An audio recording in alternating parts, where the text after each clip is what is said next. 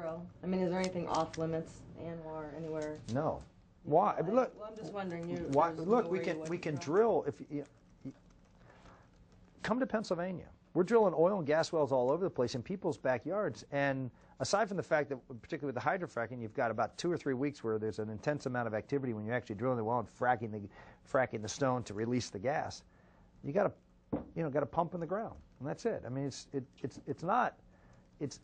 People live with this and have lived with it for years and years. It's not this is not a dangerous activity. It's not an inherently dangerous activity. And ANWR, have any of you been to ANWR or seen pictures of ANWR?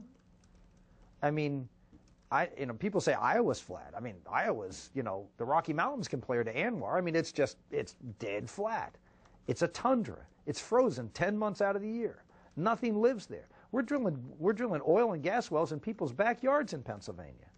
Around children and all these things, and that's okay, but we can't drill where there's a caribou that walks by there every other year. I mean, that makes no sense at all. Aside from the tax question, here's the you have a president we got an energy crisis, and he's saying a caribou walks by there every now and then, and we can't do something that's good for our country and our economy.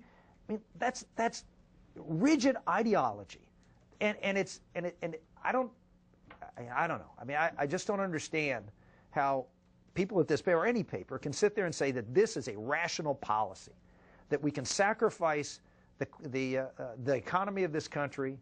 You're worried about people being uninsured. Well, why don't you drill some oil in Alaska and make sure they have jobs?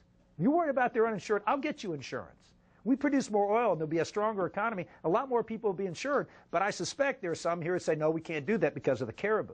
Then don't come and talk to me about, well, let's speak about the uninsured.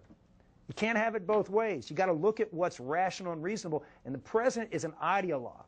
He's an ideologue who's driven by a belief that we need to have less, and we need to be, government needs to be rationing these resources.